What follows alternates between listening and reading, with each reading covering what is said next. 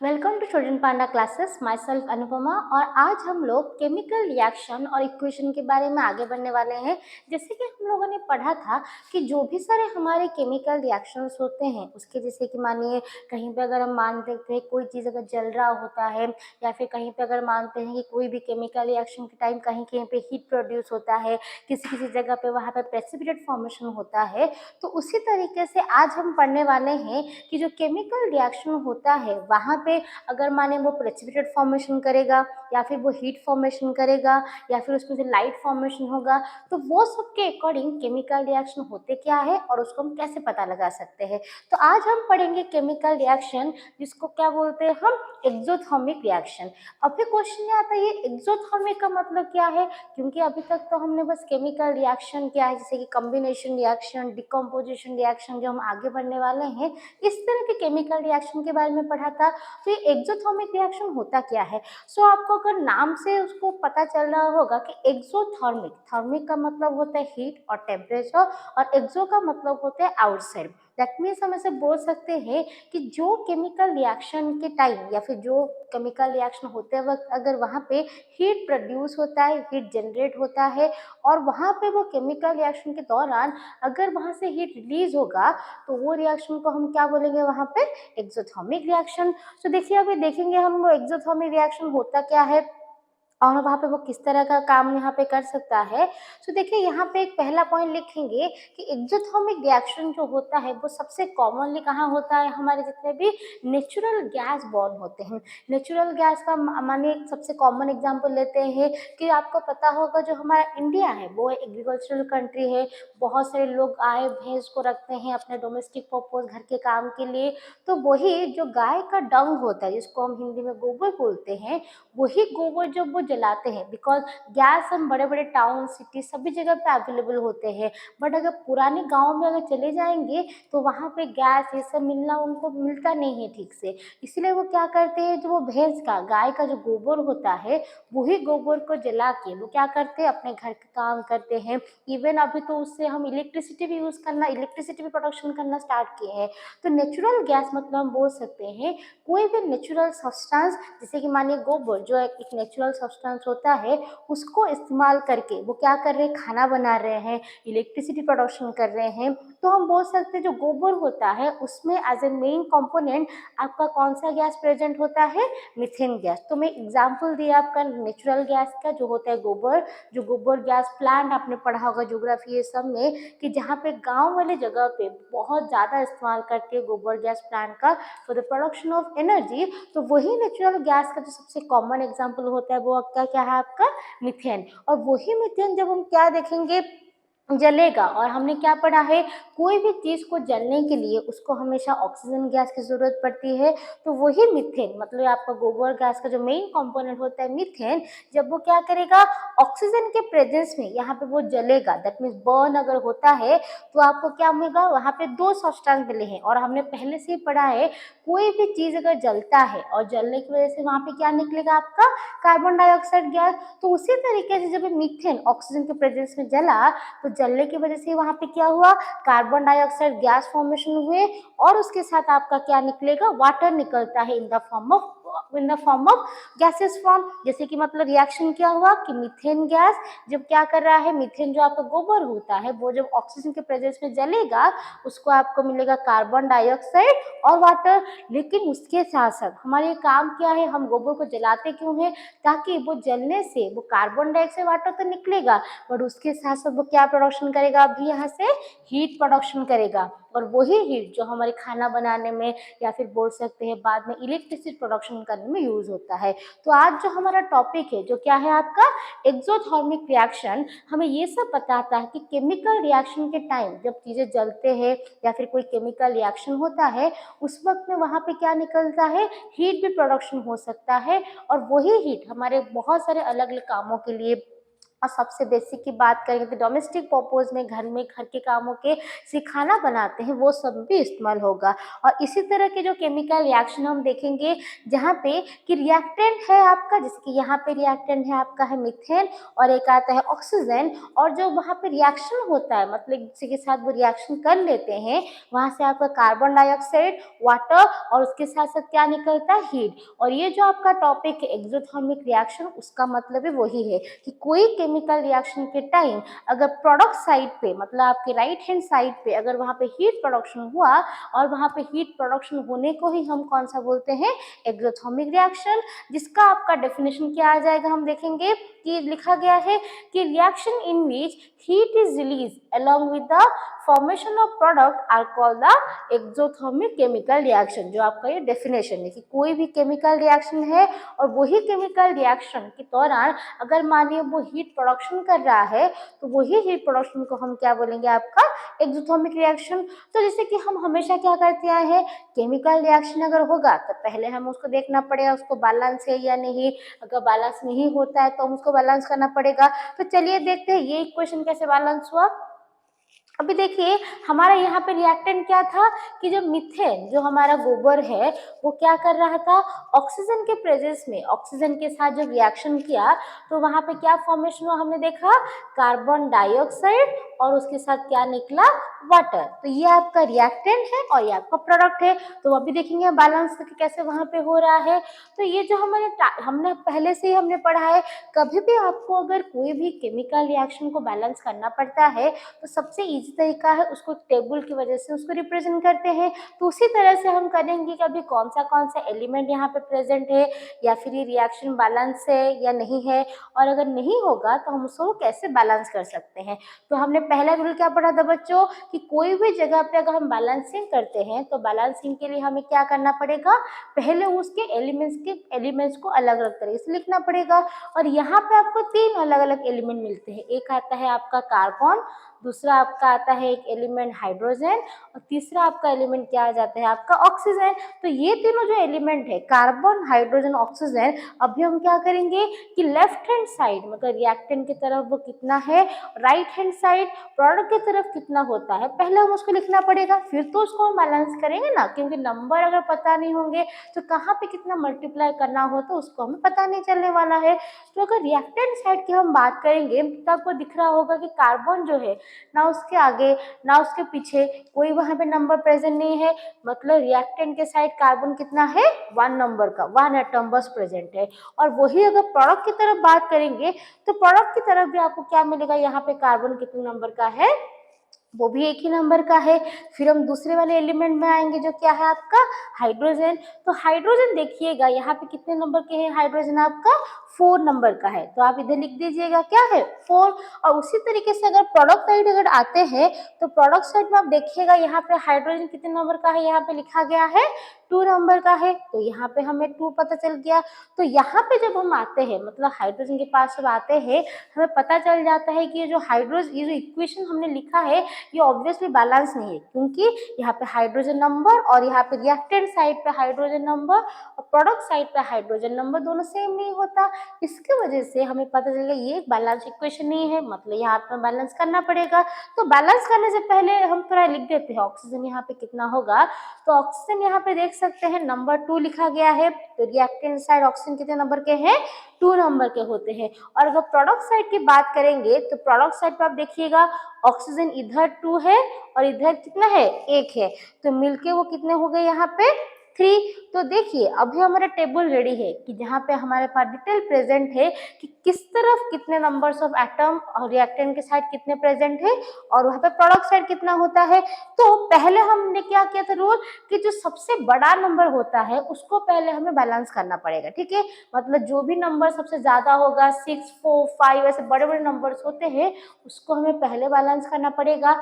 जिसकी वजह से क्या हुआ, अभी तुम्हें क्या पता चला कि जो हाइड्रोजन है वो सबसे ज्यादा नंबर का है, तो हमें क्या करना पड़ेगा, पहले हम वो हाइड्रोजन को यहाँ पे बैलेंस करेंगे। तो देखिए यहाँ पे हाइड्रोजन आपका कितना है 4 है, लेकिन इस तरफ हाइड्रोजन कितना है आपका 2 है। तो हम सबको पता है कि 2 के साथ क्या मल्टीप्लाई करने से 4 आएगा, कितना आएगा 1 या 2। तो हमें पता है कि कोई भी नंबर अगर वो 2 के साथ मल्टीप्लाई करने से 4 आएगा तो ऑब्वियसली वो नंबर कितना होता है आपका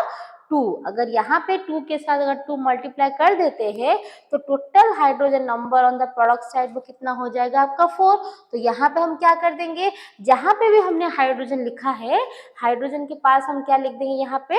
2 लिख देंगे। तो 2 लिखने से क्या हुआ कि हाइड्रोजन तो 4 हो गया, उसके साथ साथ ऑक्सीजन भी अभी क्या हो गया, यहाँ पे ऑक्सीजन पहले से ही 2 था और क्योंकि इसके साथ मल्टीप्लाई हो गया है तो यहाँ पे भी ऑक्सीजन का नंबर अभी क्या हो गया बच्चों 2 हो गया, जिसके वजह से यहाँ पे इस तरफ का ऑक्सीजन 2 और इसका ऑक्सीजन 2 मिला के हमारा ऑक्सीजन नंबर यहाँ पे कितना हो गया अभी 4। मतलब हाइड्रोजन तो 4 हुआ है, उसके साथ साथ इस तरफ का ऑक्सीजन 2 और इसका ऑक्सीजन 2 मिला के यहाँ पे क्या हो गया आपका ऑक्सीजन भी 4 हो गया। तो हाइड्रोजन 4 ऑक्सीजन 4। तो अभी देखिए कार्बन तो पहले से बैलेंस है, हाइड्रोजन को हमने बैलेंस कर दिया, लेकिन अभी ऑक्सीजन इम्बैलेंस हो गया क्योंकि इस तरफ अभी ऑक्सीजन 4 है, उस तरफ ऑक्सीजन कितना है सिर्फ 2 है। तो क्या करना पड़ेगा, अभी मुझे यहाँ पे उसको 4 करना पड़ेगा। तो हमें पता है अगर उसको ऑक्सीजन का मुझे 4 करना होता है तो मैं यहाँ पे क्या मल्टीप्लाई करूंगी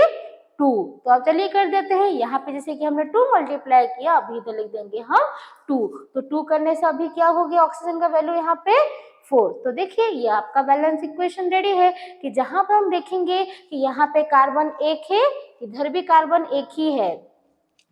हाइड्रोजन इधर 4 है, इधर भी हाइड्रोजन का कितना है यहाँ पे 4 है। और जैसे कि यहाँ पे ऑक्सीजन कितने नंबर का है 4 नंबर का होता है, इस तरफ भी इसके 2 ऑक्सीजन और इसके 2 ऑक्सीजन मिलके भी क्या हो गया टोटल नंबर ऑफ ऑक्सीजन आपका 4 हो गया। तो ये होता है आपका बैलेंस केमिकल इक्वेशन, जो हमने एक्सोथर्मिक रिएक्शन के एग्जाम्पल पढ़ा कि मीथेन बर्न्स विद ऑक्सीजन और react with oxygen to produce carbon dioxide gas water and heat. तो ये आपका क्या कर सकते हो उससे बैलेंस इक्वेशन रेडी कर सकते हैं। तो ये तो आपका बैलेंस इक्वेशन रेडी हो गया। तो वापस से हम देखेंगे डेफिनेशन क्या है और किस तरह का काम करेगा। तो जैसे कि हमने इक्वेशन को बैलेंस किया, ये आपका बैलेंसिंग इक्वेशन आ गया कि मीथेन जो हमने किया था 2O2 बैलेंस होकर क्या बन गया कार्बन डाइऑक्साइड वाटर और उसके साथ साथ आपका क्या निकल गया यहाँ पे हीट फॉर्मेशन हो गया। तो अभी हम और एक एग्जांपल देखेंगे कि ये जो केमिकल रिएक्शन या फिर एक्सोथर्मिक रिएक्शन होता है वो क्या सिर्फ कोई चीज जलने की वजह से होगा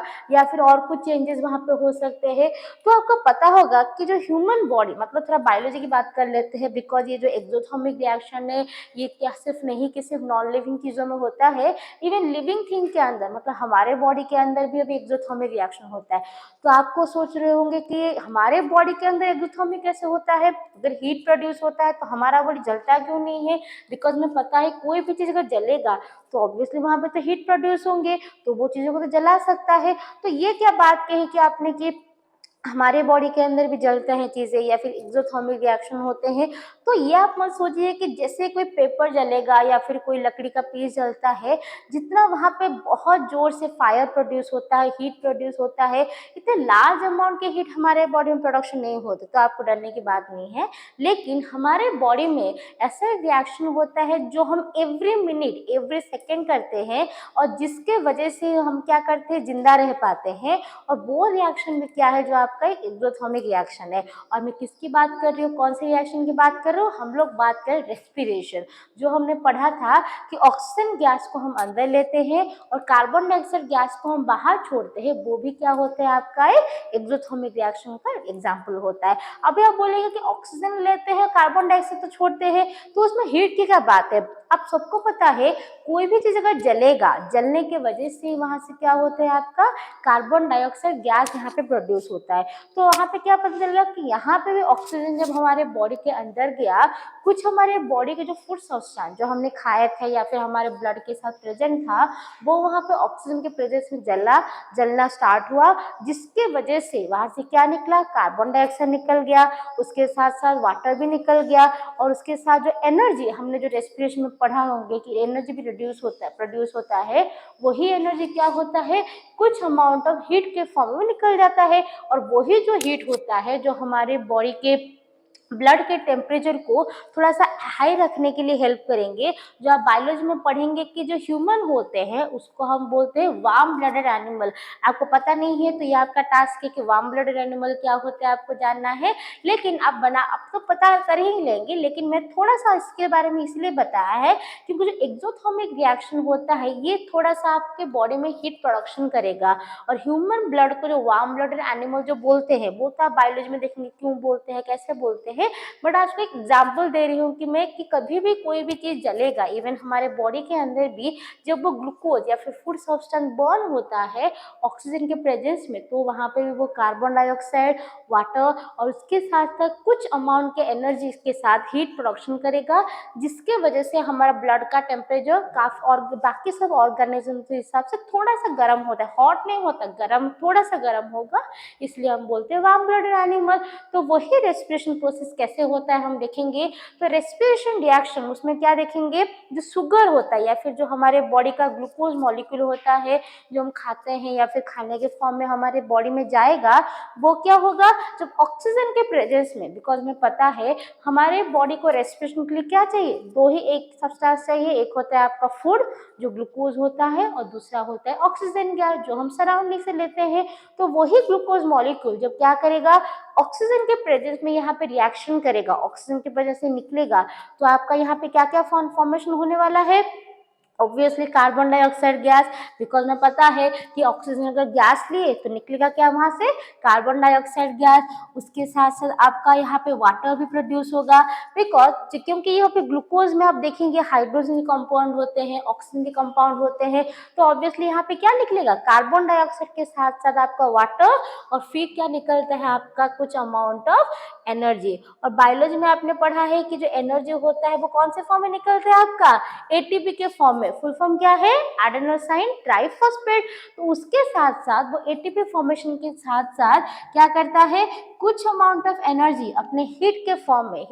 में वहां पे रिलीज करिए। तो देखिए आपका इक्वेशन यहाँ पे रेडी है, तो वही आ गया कि जब भी ग्लूकोज ऑक्सीजन के प्रेजेंस में यहाँ पे जलता है या फिर रिएक्शन यहाँ पे करेगा, तो रिएक्शन की वजह से वहां पे क्या निकलेगा आपका कार्बन डाइऑक्साइड गैस जो भी हमें लिखा, उसके साथ साथ क्या निकलेगा आपका वाटर मॉलिक्यूल, लास्ट में नॉट द लीस्ट वो कौन सा निकलता है एनर्जी। और वही एनर्जी क्या होता है वो एटीपी के फॉर्म में स्टोर तो होता है जैसे कि हमने लिखा था, उसके साथ साथ कुछ अमाउंट ऑफ एनर्जी हीट के फॉर्म में भी रिलीज होते हैं, तो वो क्या है आपका रेस्पिरेशन। तो अभी हम देखेंगे कि ये इक्वेशन जो केमिकल रिएक्शन का है ये अभी बैलेंस है या नहीं, अगर बैलेंस नहीं होगा तो हम उसको वापस से करेंगे। तो चलिए देखते हैं कैसे इक्वेशन का बैलेंस होगा आपका।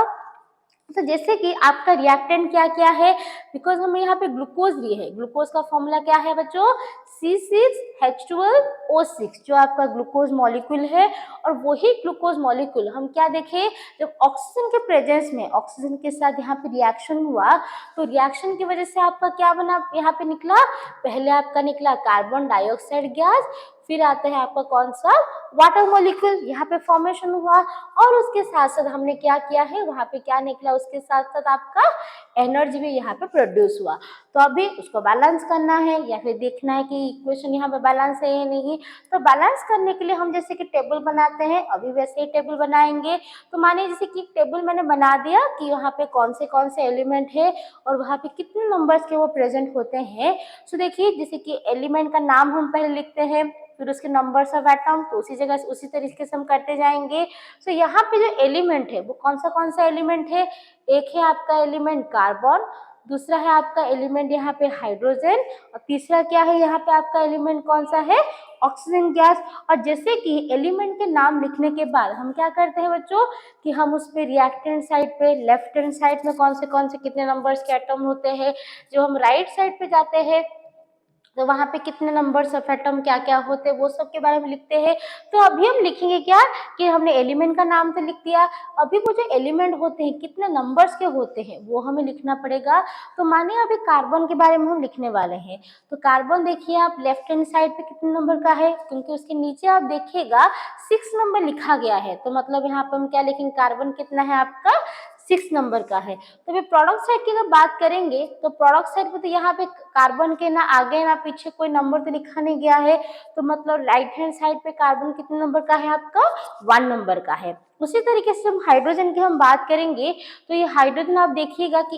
यहाँ पे रिएक्टेंट की साइड पे जब आते हैं हाइड्रोजन कितने नंबर का है, यहाँ पे 12 नंबर के है, तो यहाँ पे हम कितना लिख देंगे, यहाँ पे हाइड्रोजन कितना है आपका 12 है। और उसी तरीके से अगर प्रोडक्ट की तरफ अगर आएंगे तो प्रोडक्ट की तरफ हाइड्रोजन कितना है, ओनली 2 नंबर का है। यहाँ पे इस तरफ हाइड्रोजन 12 नंबर का है, यहाँ पे हाइड्रोजन कितने नंबर का है आपका 2 नंबर का है। उसी तरह से जो नेक्स्ट वाला आपका एलिमेंट है ऑक्सीजन गैस, आप देखेंगे ऑक्सीजन यहाँ पे 6 है, मतलब ग्लूकोज में यहाँ पे 6 है, और उसके साथ जो ऑक्सीजन गैस वहां पे जुड़ा गया वहां पे कितना है 2, तो यहाँ का 6 और इसका 2 मिला के total number of oxygen atom present on the reacted side कितना होता है आपका, वो 8 हुए। और उसी तरीके से अगर प्रोडक्ट साइड की बात करेंगे तो प्रोडक्ट साइड में क्या हो गया, यहाँ पे जो ऑक्सीजन है वो कितने नंबर का है 2 नंबर का है, और यहाँ पे ऑक्सीजन कितना है आपका 1 नंबर का है, तो मिलके यहाँ पे कितना हो गया वो 3। तो यहाँ से आपको तो साफ पता चल रहा है कि जो कार्बन हाइड्रोजन ऑक्सीजन नंबर है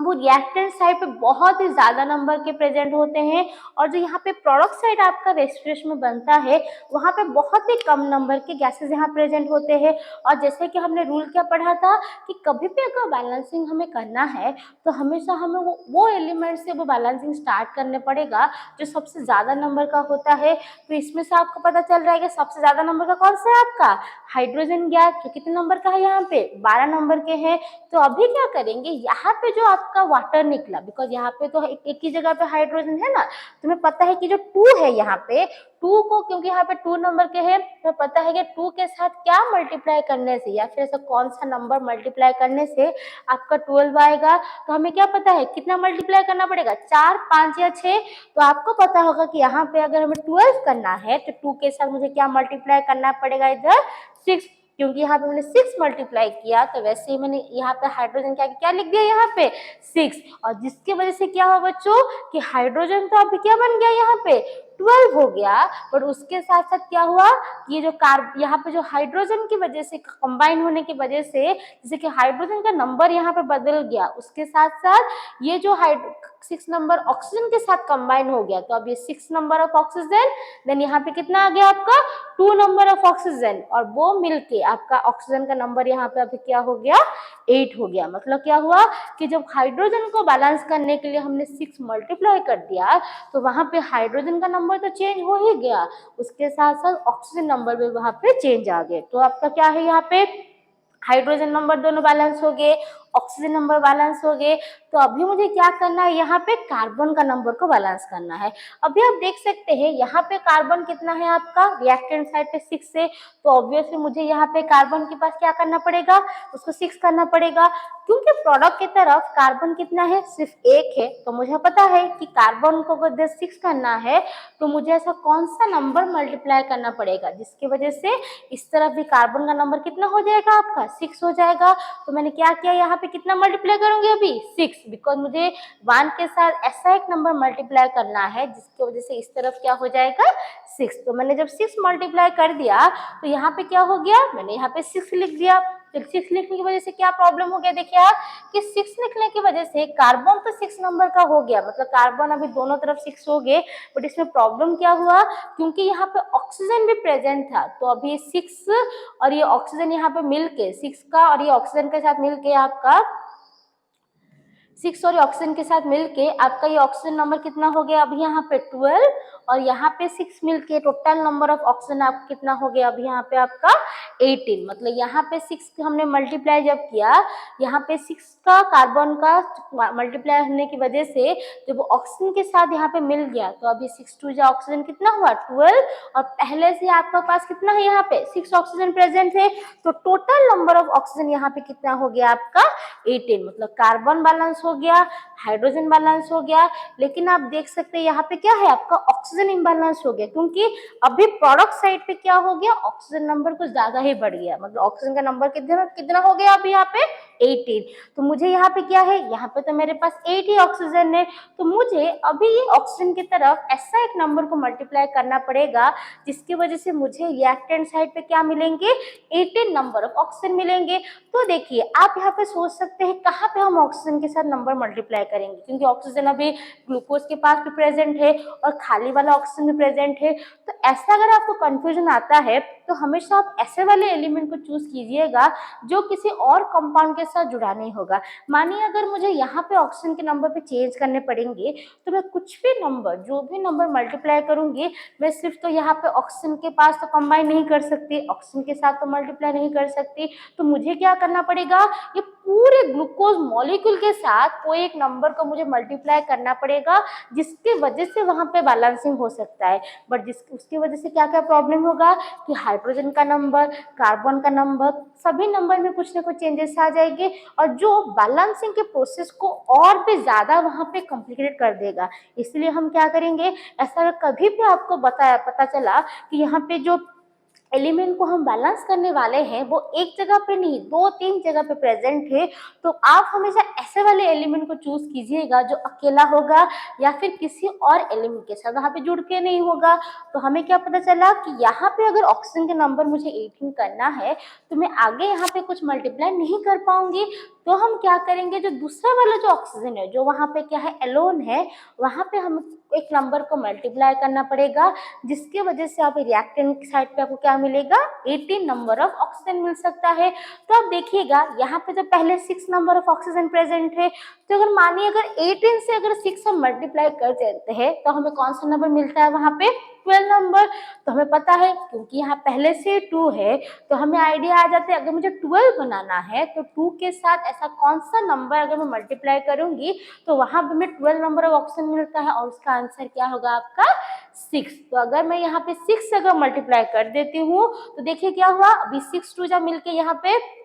आपका ऑक्सीजन कितना हो गया 12, और यहाँ पे पहले से आपके पास 6 था तो 12 प्लस 6 मिलकर क्या हो गया आपका 18। मतलब अभी भी यहाँ पे जो ऑक्सीजन नंबर जो 8 था अभी किस में कन्वर्ट हो गया 18। तो आपका बैलेंस इक्वेशन क्या रेडी हो गया कि C6H12O6 plus 6O2, 6 molecule of oxygen give rise to 6 molecules of carbon dioxide, 6 molecule of water और उसके साथ साथ आपका एनर्जी है। जो ये आपका केमिकल रिएक्शन होता है, बैलेंस केमिकल रिएक्शन किसका होता है, रेस्पिरेशन। जो हम पढ़ने वाले हैं क्या है, एक्सोथर्मिक रिएक्शन है। तो वही हम अभी देखेंगे कि जो इक्वेशन हमने किया था कि सॉल्व किया, क्या बनाइए, ये जो ऑक्सीजन को बैलेंस करने के चक्कर में हमने यहाँ पे 6 मल्टीप्लाई किया, यहाँ पे 6 हमने लिखा था, यहाँ पे 6 आपका बन गया, यहाँ पे 6 और उसके साथ साथ आपका क्या बना, यहाँ पे 6 बना और यहाँ पे हमने क्या मल्टीप्लाई किया, यहाँ पे 6 से यहाँ पे मल्टीप्लाई किया। और जो हमने बैलेंसिंग करके देखा था कि ये क्या है कि जो ग्लूकोज मॉलिक्यूल यहाँ पे ऑक्सीजन के प्रेजेंस में रिएक्शन हुआ तो वहाँ पे कार्बन डाइऑक्साइड गैस, वाटर और एनर्जी यहाँ पे फॉर्मेशन हुआ, जो किसका एग्जाम्पल है, आपका एक एक्सोथर्मिक रिएक्शन का एग्जाम्पल होता है। अभी हम देखेंगे कि ये जो हमने पढ़ा कि केमिकल रिएक्शन तो होता रहता है, हमारे बॉडी के अंदर भी एक्सोथर्मिक रिएक्शन होते रहते हैं, उसी प्रकार से और एक भी क्या लिखा गया है, the decomposition of vegetable matter into compost is also an example of exothermic reaction. मतलब कोई भी चीज अगर जमीन में हम गाड़ देते हैं या फिर कोई भी सब्सटेंस अगर देखिएगा कि हम सॉइल पे डाल देते हैं, जमीन पे डाल देते हैं और माइक्रो ऑर्गेनिज्म क्या करेंगे, उसको धीरे धीरे खा के उसको डिकम्पोज करते हैं, ब्रेक करके सॉइल में मिला देते हैं, वो भी आपका किसके एग्जाम्पल में जाता है, डिकम्पोजिशन। और आप ऐसा मत सोचिए कि एक्सोथर्मिक रिएक्शन होता है कि जैसे कि कोई चीज जलाते वक्त जितना लार्ज अमाउंट में हीट प्रोडक्शन होता है उतने लार्ज अमाउंट के हीट प्रोडक्शन होंगे, ऐसा नहीं होता है। बहुत ही लेस अमाउंट में, बहुत ही कम अमाउंट में वहां पे क्या होता है, हीट फॉर्मेशन होगा, जो बस इंडिकेट करता है, आपको बताता है कि हाँ ये केमिकल रिएक्शन वहां पे प्रिपेयर हो गया। तो जैसे कि हमने एक्सोथर्मिक रिएक्शन क्या है उसके हिसाब से पढ़ा कि कहाँ पे होता है, किस तरह का होगा, नेक्स्ट आपका पार्ट होता है उसी तरह का जो देखेंगे, जो क्या है एंडोथर्मिक रिएक्शन। जैसे कि हमने पढ़ा है एक्सोथर्मिक में ही रिलीज होता है एक केमिकल रिएक्शन के दौरान, एंडोथर्मिक में क्या होगा, अभी जैसे कि हमने पढ़ा था एक्सो का मतलब होता है आउटसाइड और थर्मो का मतलब क्या होता है, हमने पढ़ा था heat, that means heat is release outside. उसी तरीके से अगर एंडोथर्मिक की हम बात करेंगे तो हमेशा लिखा होता है एंडो का मतलब आपका क्या होगा, इनसाइड, और यहाँ पे थर्मिक का मतलब हमने पढ़ा था, क्या होता है उसका मतलब हीट। दैट मीन्स जो हीट प्रोड्यूस होगा वो हीट क्या करेगा, इनसाइड जाएगा, मतलब एक केमिकल रिएक्शन में पार्टिसिपेट होगा। इससे पहले हमने क्या पढ़ा कि वहां पे जो केमिकल रिएक्शन होता है heat is generally release to outside medium, but यहाँ पे जो हीट प्रोड्यूस होगा मतलब यहाँ पे टेम्परेचर या फिर जो हीट प्रोडक्शन होता है वो कहाँ आएगा, केमिकल रिएक्शन के अंदर आके उसकी रिएक्शन में वो क्या करेगा, पार्टिसिपेट करेगा। तो चलिए देखते हैं ये कैसे होगा, और इसको समझने के लिए हम एक बहुत इजी सा एक एक्सपेरिमेंट करेंगे, एक्टिविटी करेंगे, जिससे आपको आइडिया आ जाएगा कि एक्चुअली एंडोथर्मिक रिएक्शन होता क्या है। और अगर कंपेयरिंग बात करेंगे तो एक्सोथर्मिक रिएक्शन बहुत कॉमन होता है हम सबके बॉडी में, हमारे सराउंडिंग में बहुत सारे एक्सोथर्मिक रिएक्शन होते रहते हैं, बट एंडोथर्मिक रिएक्शन थोड़ा कम ही होता है, बिकॉज हमारे एंडोथर्मिक रिएक्शन हम जितने भी से लैबोरेटरी बनाते हैं, एक्सपेरिमेंटल पर्पस करते हैं, वो सब में एंडोथर्मिक रिएक्शन होना कॉमन है। लेकिन हमारे बॉडी में, सराउंडिंग में ऐसे बहुत कम एग्जाम्पल्स आपको मिलेंगे जहाँ पे जो हीट प्रोड्यूस होता है वो प्रोड्यूस के बदले क्या होगा, बॉडी में अब्जॉर्व होगा। सो अभी देखिए एक्सपेरिमेंट के लिए हम पहले क्या क्या लेंगे, तो ये आपका पहला है ट्राइपॉड स्टैंड। ये एक्सपेरिमेंट के लिए पहला आपका एक ट्राइपॉड, तो जैसे कि ये एक्सपेरिमेंट के लिए हमने क्या लिया है, पहले एक ट्राइपॉड स्टैंड लिया है। फिर आप देख सकते हैं वो ट्राइपॉड स्टैंड के ऊपर हमने क्या किया, जैसे कि नेट का, जैसे कि एक जाले का बोल सकते हैं पतला सा जैसे कि लेयर होता है, वैसे हमने क्या रखा है, एक वायर गॉज। तो आपको पता होगा कि वायर गॉज क्या होता है। सो वायर गॉज का मतलब बोल सकते हैं जैसे कि हम रोटी बनाते वक्त या फिर कुछ भी अगर चपाती ये सब बनाते वक्त आप देखिएगा एक बड़े से पैन का इस्तेमाल करते हैं, जिसके ऊपर हम वो खाना रखते हैं, और जब उसको हीट होगा तो वो क्या करता है, पहले वो पैन वहाँ पे गर्म होता है जिसकी वजह से खाना आपका बन के रेडी हो जाता है। उसी प्रकार से जितने भी सारे केमिकल रिएक्शन होते हैं, कुछ ऐसे केमिकल सब्सटेंस होते हैं जिनको अगर हम डायरेक्टली हीट करेंगे, डायरेक्टली अगर गर्म कर देते हैं, तो उसका केमिकल कंपोजिशन वो पूरा तरह से चेंज हो जाएगा, मतलब वो पूरा जल सकता है। इसीलिए उसकी वजह डायरेक्ट हीटिंग या डायरेक्ट बर्निंग प्रोसेस को कम करने के लिए हम क्या करते हैं, वहाँ पे जनरली हम एक चीज का यूज करते हैं जो होता है आपका वायर गॉज, जो क्या करेगा, जो डायरेक्टली हीटिंग में जितना वो सब्सटेंस कांटेक्ट में उसका आ जाता है उसके प्रोसेस को वो थोड़ा सा वहाँ पे कम कर देता है। तो आपका क्या क्या apparatus रेडी है यहाँ पे, पहले आपका ट्राइपॉड स्टैंड, उसके बाद आता है आपका कौन सा, वायर गॉज। फिर क्या आएगा, जैसे एक कटोरे में एक वेसल के अंदर हम यहाँ पे क्या लेंगे,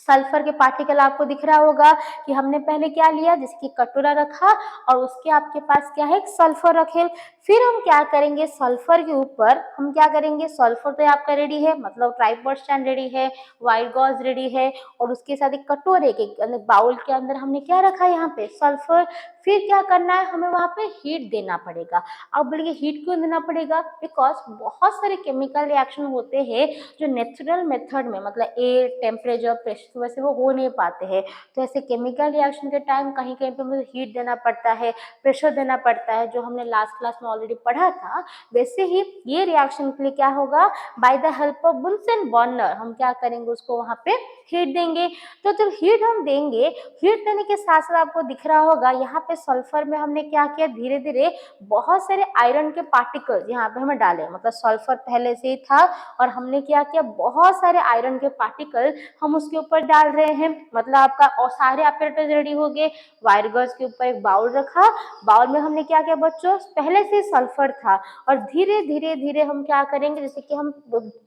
चीज़ों के ऊपर सामान डालते हैं, वैसे ही हमने क्या किया, बहुत सारे आयरन के पार्टिकल वो सल्फर के ऊपर यहाँ पे डाल दिए। तो जैसे कि पूरा सल्फर के ऊपर आयरन का पूरा एक ढेर बन गया। अभी हम क्या करेंगे, ये बुनसेन बर्नर से क्या करेंगे, उसको जलाएंगे। मतलब बुनसेन बर्नर क्या कर रहा है, ये जो आयरन यहाँ पे जो सल्फर है और आयरन है, वो दोनों का जो ये मिक्सचर हमने बनाया है उसको वो क्या कर रहा है, जैसे कि वो वहाँ पे जला रहा है। तो जलने की वजह से क्या देखिएगा, जैसे कि आयरन मेल्ट होगा, ये सब्सटेंस का रिएक्शन होगा। तो रिएक्शन की वजह से आप देखिएगा वहां पे क्या है, ब्लैक सॉलिड मास यहाँ पे बन के तैयार हो गया। मतलब पहले से आयरन और सल्फर थे, लेकिन जब वो जला, जलने की वजह से क्या हुआ, एक ब्लैक सॉलिड मास ऑफ क्या हो गया, आयरन का पार्ट यहाँ पे बन गया। तो अभी क्या हो गया, तो ये जो ब्लैक सॉलिड मास यहाँ पे बन के तैयार हो गया, अभी इसका रिएक्शन, उसका नाम क्या होगा, हम लिखेंगे कौन सा, आयरन सल्फाइड। मतलब रिएक्शन क्या हो जाता है बच्चों, कि जब आयरन के जो पार्टिकल्स थे वो क्या हो गए, सल्फर के साथ यहाँ पे रिएक्शन किए, सल्फर के साथ रिएक्शन करने की वजह से आपका रिएक्शन यहाँ पे क्या रेडी हो गया, आपका आयरन सल्फाइड एक कंपाउंड वहाँ पे प्रिपेयर हो गया। सो वही देखिए रिएक्शन आपका आ जाएगा कि जो आयरन के पार्टिकल जो कौन से फॉर्म में थे, आपके सॉलिड फॉर्म में यहाँ पे प्रेजेंट थे।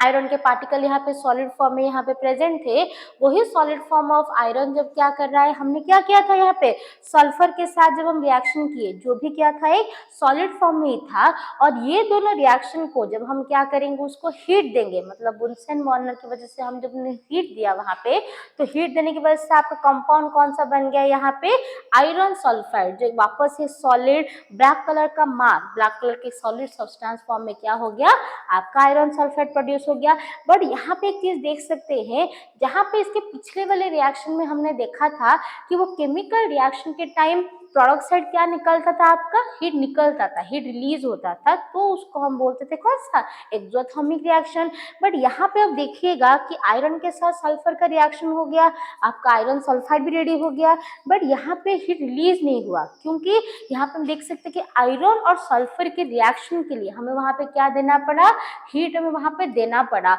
जिसकी वजह से मतलब after giving heat the chemical reaction started, जिसकी वजह से आपका क्या मिला है, आपका प्रोडक्ट यहाँ पे आयरन सल्फाइड मिला। और उसी प्रकार से अगर देखेंगे कि जो केमिकल रिएक्शन को होने के लिए, उसको बनने के लिए वहां पे हीट देना पड़ता है, और हीट देने के बाद ही वो केमिकल रिएक्शन पॉसिबल अगर होता है, तो उसको हम क्या बोलेंगे, आपका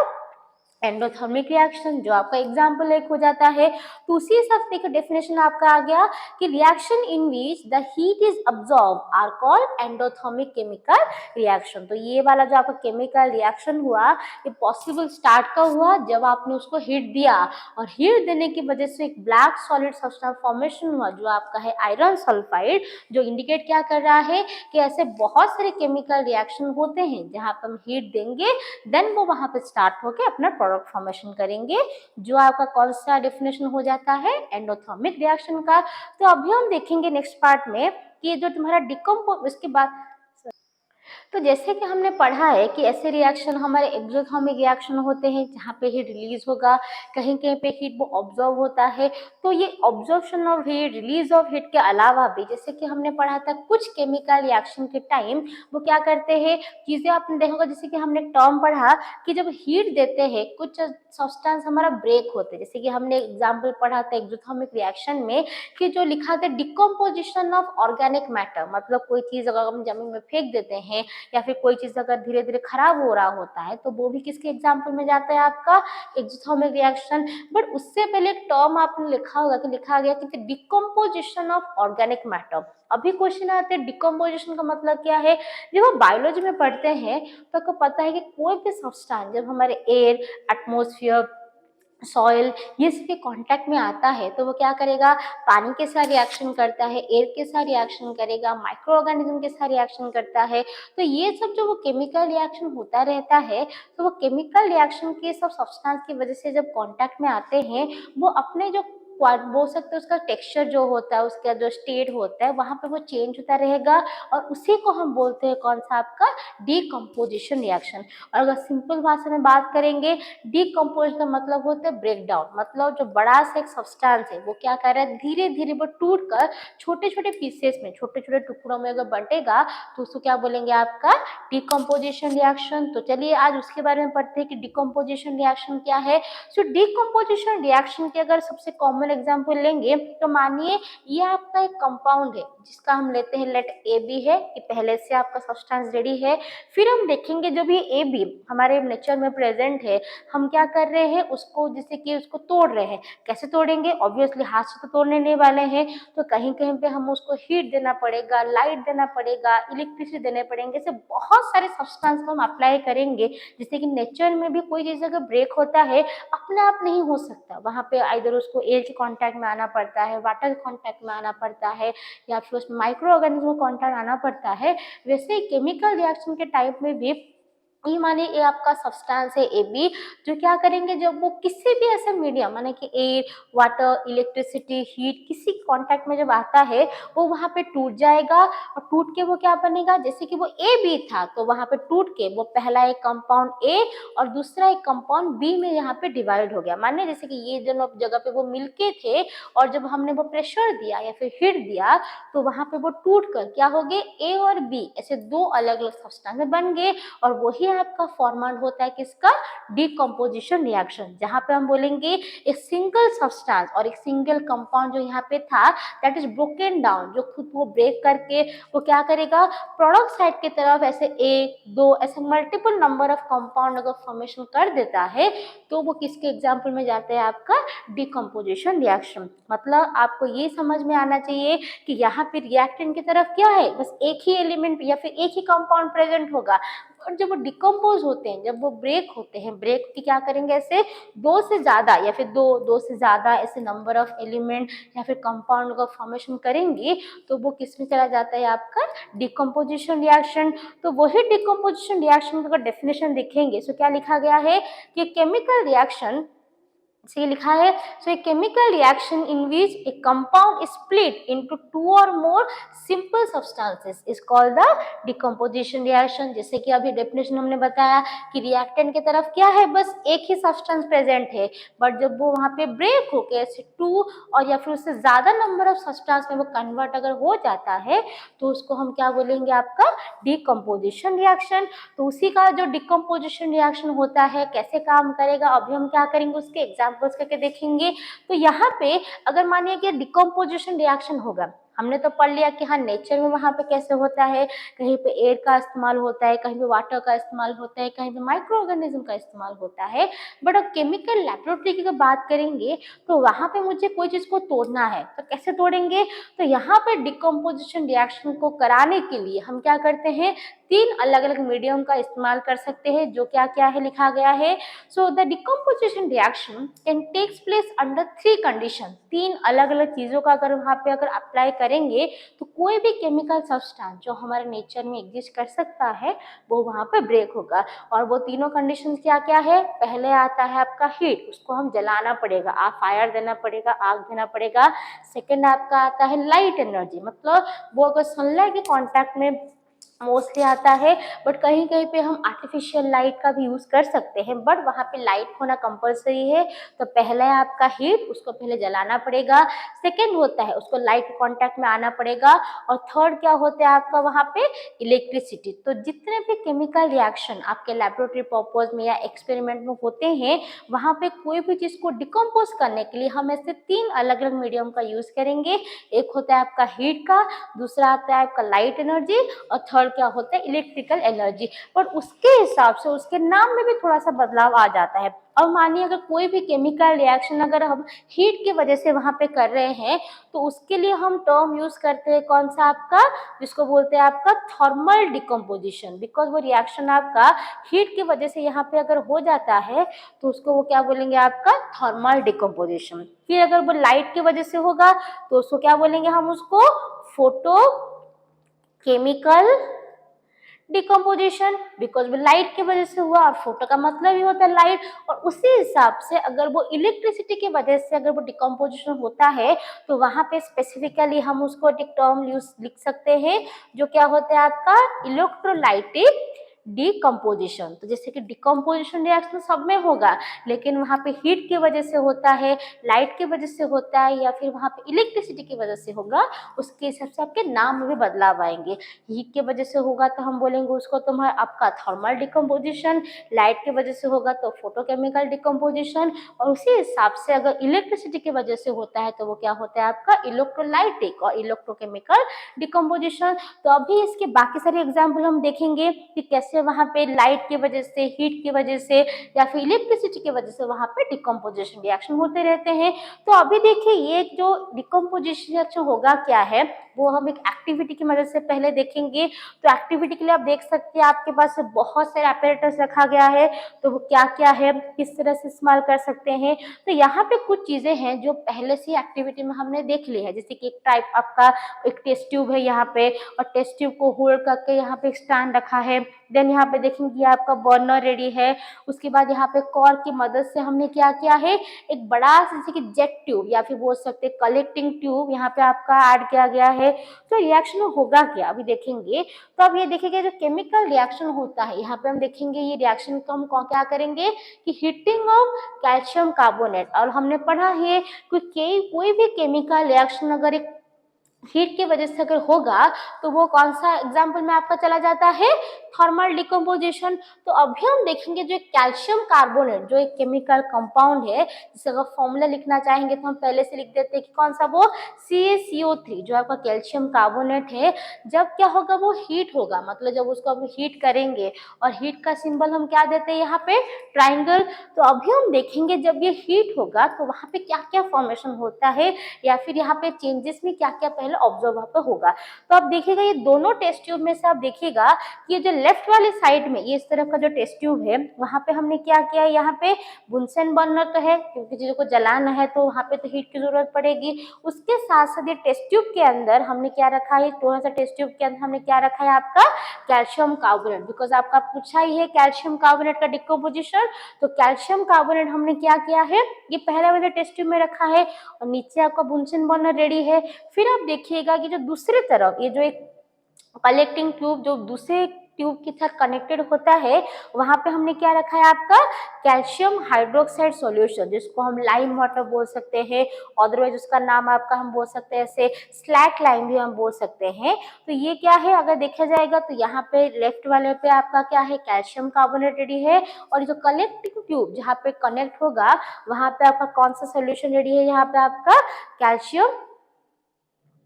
कैल्शियम हाइड्रोक्साइड यहाँ पे आपका रेडी है। तो अभी हम देखेंगे यहाँ पे जो केमिकल रिएक्शन होगा तो वहाँ पे क्या क्या फॉर्मेशन हो सकता है। सो देखिए अभी आपने क्या किया, बिकॉज हीट की वजह से होता है, तो मैंने यहाँ पे जो कैल्शियम कार्बोनेट जो रिएक्टेंट रखा है उसको मैंने जलाना स्टार्ट किया, बिकॉज डिकम्पोजिशन यहाँ पे कैसे हुआ, बिकॉज ऑफ हीटिंग। तो मैं क्या कर रही हूँ, यहाँ पे कैल्शियम कार्बोनेट को वहाँ पे बुनसेन बर्नर की वजह से मैं जला रही हूँ। तो हमें पता है कोई भी चीज अगर जलेगा तो जलने से वहाँ पे जो केमिकल रिएक्शन होगा, और केमिकल रिएक्शन होता है, हमें पता है कि anything is burned in our nature obviously release carbon dioxide gas. तो यहाँ पे भी जब कैल्शियम कार्बोनेट पे जलेगा तो जलने से यहाँ पे क्या देखिए,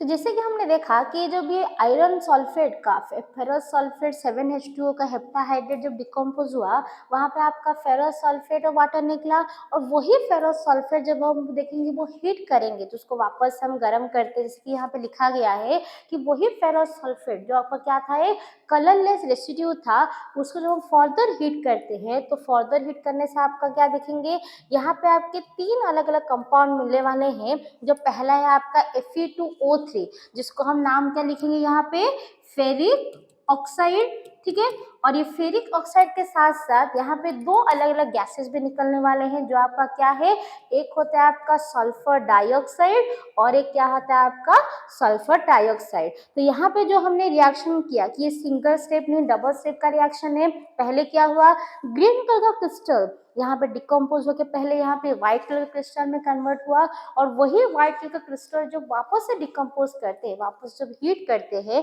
तो आपका यहाँ पे फेरिक ऑक्साइड, सल्फर डाइऑक्साइड और सल्फर ट्राइऑक्साइड यहाँ पे फॉर्मेशन हुआ। तो चलिए देखते हैं वो रिएक्शन, जैसे कि हमने देखा वो कैसा हो गया। तो FeSO4 जब यहाँ पे ब्रेक होता है तो क्या निकला आपका, फेरिक ऑक्साइड, फिर उसके साथ आपका निकलेगा सल्फर डाइऑक्साइड गैस, जैसे कि हमने लिखा, और उसके साथ क्या निकलेगा आपका सल्फर ट्राइऑक्साइड गैस। तो चलिए अभी इसको कैसे बैलेंस करते हैं वो हम देखेंगे। तो बैलेंसिंग पे जब आते हैं तो आपको जैसे कि हमें पता है कि कंपाउंड का नाम हम पहले लिखते हैं, तो यहाँ पे आपका क्या है कंपाउंड, FeSO4। तो आपका ये कंपाउंड यहाँ पे पहले से रेडी क्या कर दिया गया है कि वो कंपाउंड आपका है FeSO4, और वही FeSO4 को जब यहाँ पे हम हीट किए तो हीट करने की वजह से क्या निकला आपका यहाँ पे, Fe2O3, then sulphur dioxide gas, और उसके बाद क्या निकला आपका यहाँ पे सल्फर ट्राइऑक्साइड गैस, और वही सल्फर डाइऑक्साइड ट्राइऑक्साइड गैस निकला। ये क्वेश्चन को आपको बैलेंस करना है। जैसे कि बैलेंसिंग के लिए हमने टेबल बनाना सीखा था, तो वही टेबल बनाएंगे और जितने भी एलिमेंट्स यहाँ पे प्रेजेंट थे उसका नाम मेंशन करेंगे। तो चलिए देखिए अभी लिखा जाएगा हमारा, पहले जैसे कि हम लिखते हैं एलिमेंट का नाम, सेकेंड LHS में कौन सा एलिमेंट है, और आपके RHS में कौन सा एलिमेंट है। तो आप देख सकते हैं यहाँ पे जो फेरस सल्फेट है वहाँ पे 3 एलिमेंट्स प्रेजेंट है। एक है आपका यहाँ पे आयरन, दूसरा है आपका सल्फर, और तीसरा क्या है आपका यहाँ पे ऑक्सीजन गैस। तो अभी हम क्या देखेंगे, इसके जो रिएक्टेंट साइड पे लेफ्ट हैंड साइड पे कौन से एलिमेंट प्रेजेंट है, कितने नंबर्स के प्रेजेंट है, और जो RHS है वहाँ पे कितने नंबर्स के एटम, वहाँ पे नंबर्स ऑफ एटम प्रेजेंट होते हैं। तो अभी अगर आयरन की बात करेंगे तो आप देख सकते हैं कि लेफ्ट हैंड साइड पे आयरन के ना आगे ना पीछे कोई ऐसा नंबर लिखा नहीं गया है, मतलब वो कितने नंबर का है, यहाँ पे ओनली 1 नंबर का होता है। और उसी प्रकार से अगर देखेंगे आपके राइट हैंड साइड पे, राइट हैंड साइड के यहाँ पे आयरन जो है, आयरन के पास यहाँ पे कितना लिखा गया, यहाँ पे 2 लिखा गया है, मतलब लेफ्ट तरफ आयरन है 1 एटम का और राइट तरफ कितना है आपका 2 एटम का। फिर जब हम सल्फर पे आते हैं तो सल्फर के आप देखिए ना आगे ना पीछे कोई नंबर यहाँ पे मेंशन नहीं है, तो यहाँ पे सल्फर लेफ्ट रिएक्टेंट साइड पे कितना है आपका 1 एटम का। और जब हम प्रोडक्ट साइड पे आते हैं आप देखिएगा कि सल्फर यहाँ पे भी प्रेजेंट है और इधर भी प्रेजेंट है, तो इसका और ये मिला के total number of sulphur atom कितने हो जाते हैं बच्चों, 2 एटम के हो जाते हैं। मतलब यहाँ पे रिएक्टेंट साइड पे 1 का होता है और प्रोडक्ट साइड पे वो कितना हो गया आपका 2 एटम का हो गया। फिर हम तीसरे वाले एलिमेंट पे आते हैं जो क्या है आपका है ऑक्सीजन। आप देख सकते हैं ऑक्सीजन यहाँ पे कितने नंबर का है, उसके पास वहाँ पे 4 लिखा गया है, तो ऑक्सीजन का नंबर आपका यहाँ पे कितना आ जाएगा 4। और उसी प्रकार से अगर देखेंगे प्रोडक्ट साइड पे तो देखिएगा प्रोडक्ट साइड के तीनों जो अलग अलग प्रोडक्ट आए हैं आपका, माने वो फेरिक ऑक्साइड हो, सल्फर डाइऑक्साइड हो, सल्फर ट्राइऑक्साइड हो, सब में ऑक्सीजन गैस प्रेजेंट है। तो यहाँ पे देखिए यहाँ पे ये इसका 3 ऑक्सीजन, यहाँ पे 2 ऑक्सीजन और यहाँ पे 3 ऑक्सीजन, तो सबको मिला के आप देखिएगा यहाँ पे 3 + 2 आपका होता है 5, 5 + 3 आपका कितना होता है वहाँ पे 8। तो सब मिला के आपका ऑक्सीजन का नंबर यहाँ पे कितना हो जाता है वहाँ पे 8। तो यहाँ पे आप देख सकते हैं आयरन 1 है लेफ्ट हैंड साइड पे बट प्रोडक्ट में 2 है, सल्फर 1 है रिएक्टेंट साइड पे प्रोडक्ट में 2 है, और जो रिएक्टेंट आपका ऑक्सीजन है लेफ्ट हैंड साइड पे वो कितना है आपका 4 है, बट प्रोडक्ट साइड वो कितना होता है 8। और जिससे कि हमने रूल पढ़ा था हमेशा हम वो वाले एलिमेंट को पहले बताएंगे और बैलेंस करना चाहेंगे तो सबसे ज़्यादा नंबर का होता है। तो आप देख सकते हैं यहाँ पे अगर ऑक्सीजन आपका 8 है तो कौन सा नंबर अगर मल्टीप्लाई करेंगे तो क्या हो गया, यहाँ पे ऑक्सीजन का नंबर 8 हो जाएगा जिसका आंसर आपका क्या होगा 2। तो अगर यहाँ पे 4 नंबर के साथ अगर 2 मल्टीप्लाई करेंगे तो हमें यहाँ पे क्या मिलने वाला है, total 8 number of oxygen atom मिलने वाला है। तो जैसे कि यहाँ पे हमने 2 मल्टीप्लाई किया तो चलिए अभी हम क्या करेंगे इसके आगे भी 2 मल्टीप्लाई कर देंगे। तो वहाँ पे क्या चेंजेस हुआ, जब हमने वहाँ पे 2 मल्टीप्लाई कर दिया तो वहाँ पे आयरन का नंबर चेंज होके वहाँ पे 2 हो गया, सल्फर का नंबर चेंज होके वहाँ पे भी 2 हो गया और वहाँ पे ऑक्सीजन का नंबर कितना हो गया 8। तो ये जो आपका इक्वेशन है देख सकते हैं कि numbers of atom present on iron left hand side पे जितना था प्रोडक्ट साइड पे भी आ गया, सल्फर वो भी आपका रिएक्टेंट साइड पे जितना था प्रोडक्ट साइड पे आ गया, और ऑक्सीजन वो भी जो रिएक्टेंट साइड पे जितना था प्रोडक्ट साइड पे आ गया। तो ये आपका भी क्या तैयार हो गया, बैलेंस केमिकल इक्वेशन। मतलब हम बोलेंगे कि 2 मॉलिक्यूल्स ऑफ फेरोसल्फेट जब वो हीट होता है वहां से क्या निकलेगा आपका 1 मॉलिक्यूल ऑफ फेरिक ऑक्साइड, फिर होता है आपका 1 मॉलिक्यूल ऑफ सल्फर डाइऑक्साइड और क्या होता है आपका 1 मॉलिक्यूल ऑफ सल्फर ट्राइऑक्साइड। तो उसी का बैलेंस इक्वेशन अगर हम देखेंगे तो आपका क्या बन जाएगा कि जैसे कि FeSO फॉर हीट हुआ तो फेरिक ऑक्साइड, सल्फर डाइऑक्साइड और सल्फर ट्राइऑक्साइड, जो भी आपका कौन से एग्जाम्पल में जाता है आपका डिकम्पोजिशन रिएक्शन। अभी उसके बाद हम नेक्स्ट और एक एक्टिविटी देखेंगे जो क्या है आपका किसका हीटिंग होगा, लीड नाइट्रेट। जैसे कि अभी तक हमने 2 एग्जाम्पल कर लिए हैं कि डिकम्पोजिशन कैसे होता है, वैसे आपका ये एक एग्जाम्पल होता है देखेंगे कि जो लीड नाइट्रेट है वो अगर डिकम्पोज होगा तो वहाँ पे क्या क्या चेंजेस होते हैं। तो इसके लिए आप देखिएगा जैसे कि हमने पहले एक्सपेरिमेंट में बुनसेन बर्नर लिया था, टेस्ट ट्यूब होल्डर फिर टेस्ट ट्यूब लिए थे, वैसे ही आप देखिएगा यहाँ पे बुनसेन बर्नर रेडी है और हमने टेस्ट ट्यूब पे यहाँ पे क्या लिखा है आपका लीड नाइट्रेट जो एक व्हाइट कलर का सब्सटेंस होता है उसको लिए है। फिर हम क्या करेंगे होल्डर की मदद से उसको पकड़ेंगे और बुनसेन बर्नर की वजह से क्या करेंगे उसको हम धीरे धीरे उसको हीट करेंगे। तो आप क्या देखिएगा कि जो लीड नाइट्रेट सॉल्यूशन आप देखिएगा पहले व्हाइट कलर का था, लेकिन जब उसको हम हीट कर रहे हैं हीटिंग की वजह से देखिए उसका कलर यहाँ पे चेंज हो क्या हुआ, एक ब्राउन कलर का यहाँ पे फ्यूम निकल रहा है, मतलब खुद तो ब्राउन कलर में कन्वर्ट हो रहा है, उसके साथ साथ यहाँ पे क्या होगा कुछ ब्राउन कलर के फ्यूम वहाँ पे धुआं वहाँ पे निकल जाता है। तो ये निकला कैसे, क्यों हो गया, तो देखिए क्या होगा यहाँ पे कि जब लीड नाइट्रेट सॉल्यूशन की जब हम बात करेंगे लीड नाइट्रेट सॉल्यूशन जो था वो जब डिकम्पोज हो जाता है, मतलब ऐसे हम बोल सकते हैं कि जो लीड नाइट्रेट सॉल्यूशन यहाँ पे हमने लिया था, जब उसको हम हीट किए, जब उसको हम जलाए, तो यहाँ पे पहले क्या निकलेगा आपका, यहाँ पे लीड ऑक्साइड निकलता है सब्सटेंस, और उसके साथ आपका क्या निकलेगा यहाँ पे, नाइट्रोजन डाइऑक्साइड गैस। मतलब ये जो लीड और यहाँ पे लीड का नाइट्रेट हमने लिया था, जो पहले देखिएगा व्हाइट कलर का था, हीट किया, कलर चेंज होकर ब्राउन हुआ, और उसके साथ वो क्या कर रहा है, वहां पे ब्राउन कलर के वेपर्स निकल रहा है, और वही ब्राउन कलर का वेपर क्या है आपका यहाँ पे, नाइट्रोजन डाइऑक्साइड गैस। तो उसी को अगर रिएक्शन अगर हम लिखेंगे तो आपका क्या बन जाएगा कि लीड नाइट्रेट जैसे कि हमने हीट किया तो आपका क्या निकला, ब्राउन कलर का गैस, और वहां पे नाइट्रोजन डाइऑक्साइड गैस निकला। तो रिएक्शन अगर लिखेंगे तो आपका क्या बन जाता है कि यहाँ पे जो ब्राउन कलर के गैस यहाँ पे निकले, जो आपका नाइट्रोजन गैस होता है, जो इंडिकेशन देता है कि हाँ द रिएक्शन इज कंप्लीटेड, इसका रिएक्शन आपका आ जाएगा कि लीड नाइट्रेट जो एक व्हाइट कलर का, चॉकी व्हाइट कलर का एक सब्सटेंस होता है, वही चॉकी व्हाइट कलर का सब्सटेंस अगर देखेंगे, अब उसको जब हीट करते हैं तो हमने क्या किया, दो सब्सटेंस निकला, एक आता है आपका एक लीड ऑक्साइड जो वहाँ पे कलर चेंज कर रहा है, और उसके साथ साथ आपके क्या निकलेंगे, नाइट्रोजन डाइऑक्साइड, जैसे कि वो क्या करेगा, यहाँ पे आपका जो ब्राउन कलर का फ्यूम के फॉर्म में, ब्राउन फ्यूम के फॉर्म में आपका क्या निकला यहाँ पे, नाइट्रोजन डाइऑक्साइड गैस। तो ये भी आपका एग्जाम्पल में हम क्या देखेंगे कि रिएक्टेंट की तरफ एक सब्सटेंस है और वो डिकम्पोज होके प्रोडक्ट की तरफ दो सब्सटेंस में यहाँ पे कन्वर्ट होता है। तो अभी हम ये जो देखे एग्जाम्पल कि हाँ यहाँ पे नाइट्रोजन डाइऑक्साइड निकला, और उसके साथ साथ देखिएगा यहाँ पे जो नाइट्रोजन डाइऑक्साइड निकलता है उसके साथ साथ ऑक्साइड फॉर्मेशन हुआ, नाइट्रोजन डाइऑक्साइड फॉर्मेशन हुआ, बट यहाँ पे भी जो ये नाइट्रेट के कंपाउंड, बिकॉज यहाँ पे दो मॉलिक्यूल्स के नाइट्रेट कंपाउंड थे, तो यहाँ पे ऑक्साइड, लीड ऑक्साइड और नाइट्रोजन डाइऑक्साइड के साथ साथ यहाँ पे आपके सम अमाउंट में क्या निकलेंगे, यहाँ पे ऑक्सीजन वेपर भी प्रोड्यूस होते हैं, बिकॉज ये nitrate compound is present in more number. तो वहाँ पे डिकम्पोजिशन में आपका तीन प्रोडक्ट निकलेंगे, पहले है lead oxide, second nitrogen dioxide, और थर्ड क्या होता है आपका यहाँ पे ऑक्सीजन गैस। तो अभी जैसे कि ये डिकम्पोजिशन रिएक्शन हमने देखा, तो अभी वैसे ही हम देखेंगे उसका बैलेंसिंग वहाँ पे कैसे करेंगे। सो बैलेंसिंग पे जब हम जाते हैं तो वहाँ पर हम लिख सकते हैं कि जो लीड नाइट्रेट है आपका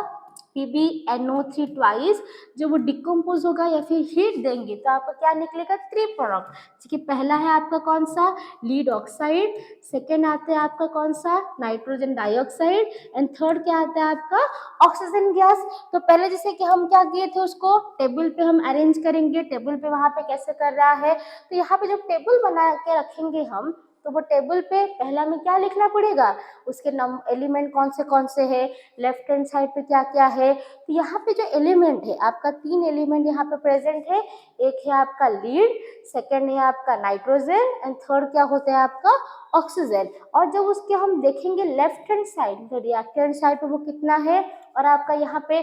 प्रोडक्ट साइड पे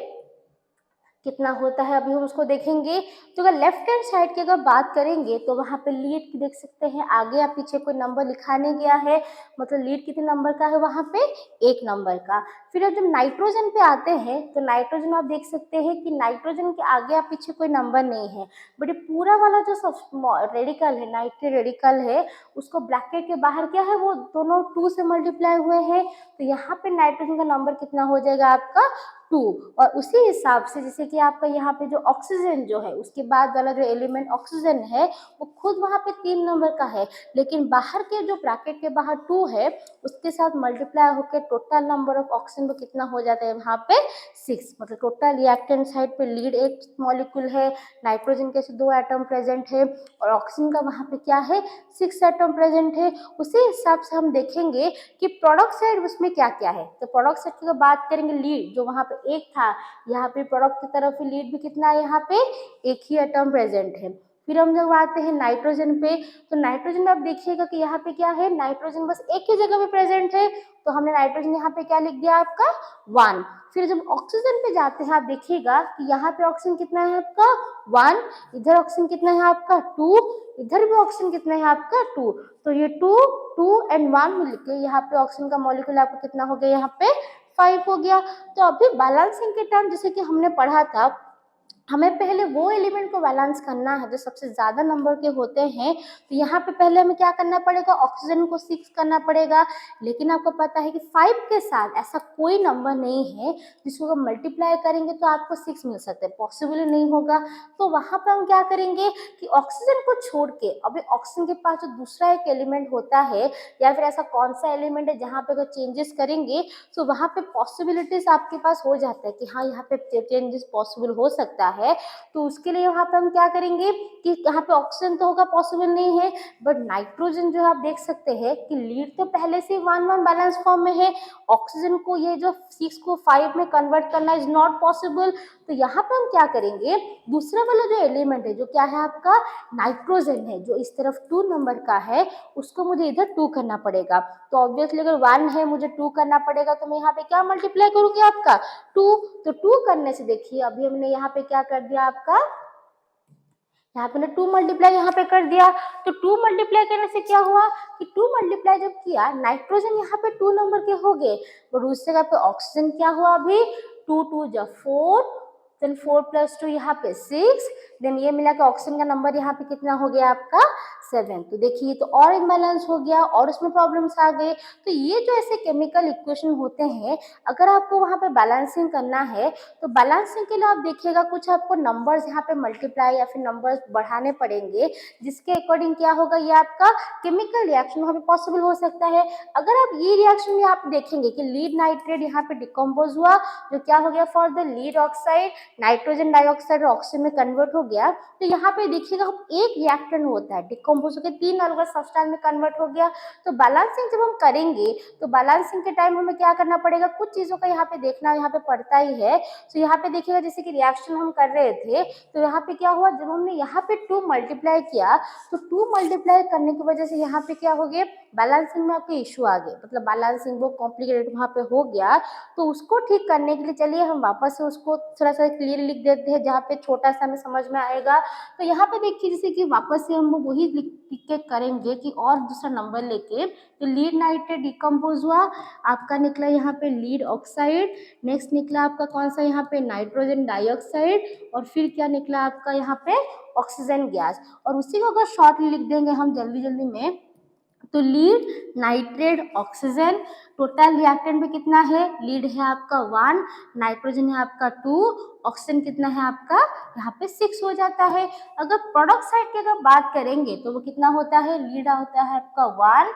लीड होता है आपका 1, नाइट्रोजन कितना होता है वो भी होता है आपका 1, और ऑक्सीजन मिला के कितने हो गए वहाँ पे आपके 5 हो गए। तो ये जो आपका ये जो बैलेंसिंग है जो हमने पहले वाले बॉक्स में किया था, इतना तो हमने किया ही था, और उसको चेंज करने के चक्कर में जब यहाँ पे हमने 2 मल्टीप्लाई कर दिया तो ये थोड़ा बैलेंस वहाँ पे कॉम्प्लिकेट हो गया। तो चलिए अभी और थोड़ा सा सिंपल फॉर्म में हम कर देते हैं, इससे आप सबको ईजी होगा। तो जब नाइट्रोजन जब हम बैलेंस करने जाते हैं तो आप देख सकते हैं कि ऑक्सीजन का नंबर ये सब में बहुत ज़्यादा चेंजेस वहाँ पे आ रहे हैं। तो इसीलिए हम क्या करते हैं, ऐसे वाले एलिमेंट को चूज करते हैं जिससे क्या होगा, ये जो बैलेंसिंग मेथड थोड़ा ज़्यादा ईजी हो जाएगा। अभी देखिए नाइट्रोजन हमने करके देखा, उसमें कॉम्प्लिकेशन आ गए, ऑक्सीजन को करने जाएंगे तो वो 6 है और ये 5 है, कुछ भी मल्टीप्लाई करेंगे कभी भी हम ऑक्सीजन 6 को हम कुछ भी 6 में 5 को 6 में कन्वर्ट नहीं कर सकते। तो चलिए अब किसके पास जाते हैं, हम लीड के पास, क्योंकि दोनों में तो बैलेंसिंग करने जाने से प्रॉब्लम होता है। तो अभी क्या करेंगे, लीड जो पहले से बैलेंस फॉर्म में है उसको हम जो 1 नंबर का होता है,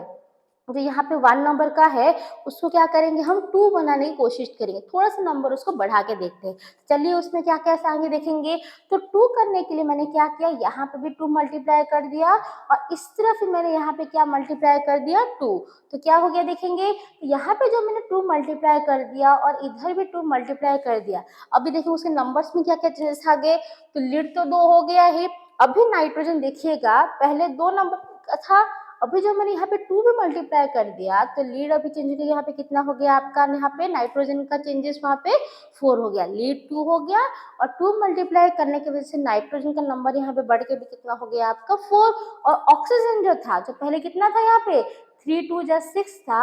अभी वापस इसके साथ मल्टीप्लाई है वो कितना हो गया आपके यहाँ पे 12, मतलब लीड 2 है, नाइट्रोजन यहाँ पे 4 है, और ऑक्सीजन कितना है आपका यहाँ पे 12। तो अभी चलिए चेंजेस देखते हैं। तो लीड तो पहले से हमने 2 करके रखा है। अभी अब देखिए जब यहाँ पे हमने 2 मल्टीप्लाई कर दिया तो वहाँ पे ऑक्सीजन का नंबर क्या-क्या चेंजेस हुए, यहाँ पे इस तरफ ऑक्सीजन 2, यहाँ पे ऑक्सीजन 2 और यहाँ पे भी ऑक्सीजन 2, तो टोटल मिला के आपका ऑक्सीजन का नंबर कितना हो जाता है यहाँ पे, अभी यहाँ पे ऑक्सीजन का नंबर आपका कितना हो गया, यहाँ पे 6 हो गया। तो यहाँ पे इसके चेंजेस वहाँ पे हो गए, तो अभी हम देखेंगे जो चेंजेस वहाँ पे पहले 5 था, हमने क्या कर दिया उसको 6 कर दिया। अभी देखिए कि लीड तो पहले से बैलेंस फॉर्म में है, अभी नाइट्रोजन जब ये 4 नंबर के हैं, मुझे इस तरफ नाइट्रोजन कितना करना पड़ेगा, वहाँ पे 4 करना पड़ेगा। तो मैंने क्या किया कि यहाँ पे मैंने डायरेक्टली यहाँ पे 4 मल्टीप्लाई कर दिया, जिसकी वजह से यहाँ पे जब 4 कर दिया आपका सारा प्रॉब्लम सॉल्व। कैसे कि नाइट्रोजन 4 तो हो गया, अब भी अगर आप काउंट करेंगे तो क्या हो जाता है, देखिए बच्चों कि पहले से 2 ऑक्सीजन आपके पास तैयार थे, यहाँ पे 2 ऑक्सीजन ऑलरेडी रेडी है, आपका कितना है टोटल मिला के 4 हो गया, और क्योंकि मैंने यहाँ पे 4 मल्टीप्लाई कर दिया तो अभी total number of oxygen atom इधर कितने हो गए 8, तो यहाँ का 8 प्लस 2 10, देन ये प्लस 2 आपका 12। चलिए आपका प्रॉब्लम सॉल्व, यहाँ पे लीड बैलेंस हो गया, नाइट्रोजन बैलेंस हो गया और अभी क्या है ऑक्सीजन बैलेंस हो गया। तो ऐसे जब इक्वेशंस आते हैं आपको थोड़ा सा पेशेंसली उसको सॉल्व करना पड़ेगा, जहाँ पे आप देखिए कि यहाँ दूसरे में नहीं हुआ, तीसरे में नहीं हुआ, तो ऐसा नहीं कि उसको छोड़ देना, उसको आप अगर 1-2 स्टेप करेंगे तो आपको वहाँ पे इजीली हो जाए। जैसे कि हमने पहले वहाँ पे नाइट्रोजन को चेंज करके देखा, ऑक्सीजन को चेंज करके देखा, जैसे वहाँ पे प्रॉब्लम आ गए तो हम लास्ट वाले एलिमेंट पे गए, उसमें थोड़ा सा चेंजेस किए तो आपका क्या आ गया, यहाँ पे बैलेंस इक्वेशन रेडी हो गया। तो उसी तरह से हम अभी इक्वेशन पे जाएंगे, कैसे क्या हो गया वहाँ पे। तो जैसे कि लीड नाइट्रेट हमने डिकम्पोज किया तो क्या निकल गया आपका लीड ऑक्साइड, देन निकला आपका यहाँ पे नाइट्रोजन डाइऑक्साइड और उसके साथ क्या निकला यहाँ पे ऑक्सीजन गया। और जैसे कि हमने बैलेंस क्या किया कि जब लीड यहाँ पे चेंज कर दिए 2-2 पे तो बाकी सारे एलिमेंट भी क्या हो गए, जैसे कि यहाँ पे हमने 2 मल्टीप्लाई किया उधर, तो यहाँ पे ऑटोमेटिक नाइट्रोजन क्या गया 4 मल्टीप्लाई हो जाएगा और ऑक्सीजन वैसा ही रहेगा। तो ये आपका बैलेंस केमिकल इक्वेशन रेडी है। लिखा गया है a decomposition reaction carried out by heating is called a thermal decomposition. जो पहले से हमने ये कर दिया है कि हीटिंग के वजह से होगा तो क्या बोलेंगे उसको हम, हमारा थर्मल डिकम्पोजिशन रिएक्शन। तो ये जो 4 एक्सपेरिमेंट हम किए इसका मतलब क्या, ये किस तरह से काम करेगा उसको जानने के लिए हम ये लास्ट वाला एग्जाम्पल लेके समझेंगे जो लिखा गया थर्मल डिकम्पोजिशन रिएक्शन। इसमें होगा क्या क्या क्या चेंजेस होंगे, तो यहाँ पे देखिएगा जैसे कि और एक एग्जाम्पल हम ले रहे हैं, जैसे कि आपका यहाँ पे बुनसन बर्नर रेडी है, आपका यहाँ पे टेस्ट ट्यूब रेडी है, तो अभी क्या करेंगे वो टेस्ट ट्यूब के अंदर बुनसन बर्नर के अंदर क्या लेंगे यहाँ पे शुगर के कंपोनेंट, जो आपका एक आम एग्जाम्पल है जब घर पे इस्तेमाल करते हैं, ये आपका लास्ट एग्जाम्पल होगा थर्मल डिकम्पोजिशन का, जहाँ पे हम देखेंगे जो शुगर मॉलिक्यूल है यहाँ पे टेस्ट ट्यूब के अंदर हमने लिया उसको हम क्या करेंगे, जैसे कि हमने उसको बुनसन बर्नर की मदद से हम वो शुगर मॉलिक्यूल को यहाँ पे क्या करेंगे आगे हम हीट करेंगे। सो अब देखिए जो शुगर मॉलिक्यूल अगर देखा जाएगा यहाँ पे शुगर मॉलिक्यूल पहले से वाइट क्रिस्टल प्रेजेंट थे, जब उसको हम हीट कर रहे हैं गर्म कर रहे हैं तो आप देखिए शुगर मॉलिक्यूल जब जल के वो क्या हो गया, देखिएगा ग्रेजुअली क्या हो गया वहाँ पे ब्लैक कलर के सब्सटेंस में यहाँ पे फॉर्मेशन। आपने देखा कि गुड़ जो जागरी होता है वो भी कैसे बनाते हैं आपका वो चीनी को वो शुगर को वहाँ पे जला के, तो वैसे अब देखिए शुगर मॉलिक्यूल जो पहले व्हाइट कलर के थे जब हमने जलाना स्टार्ट किया तो जलने की वजह से वो क्या हो गया आपका यहाँ पे ब्लैक कलर सब्सटेंस में फॉर्मेशन हो गए। तो ब्लैक कलर के सब्सटेंस में फॉर्मेशन होने के साथ भी आप देख सकते हैं वहाँ पे क्या कर रहे हैं बहुत सारे जैसे कि वेपर वाटर के वेपर वहाँ पे निकल रहे हैं। तो अभी हम देखेंगे ये डिकम्पोजिशन रिएक्शन वहाँ पे कैसे हुआ। सो अब देखिएगा ये जो ग्लूकोज मॉलिक्यूल था जिसे लिखा जाएगा यहाँ पे ग्लूकोज, इसका फॉर्मूला क्या आ जाएगा आपका शुगर का, देखिए ग्लूकोज का फॉर्मूला होता है आपका C6H12O6 जिसको हम बोलते हैं ग्लूकोज जो प्लांट में प्रिपेयर होता है।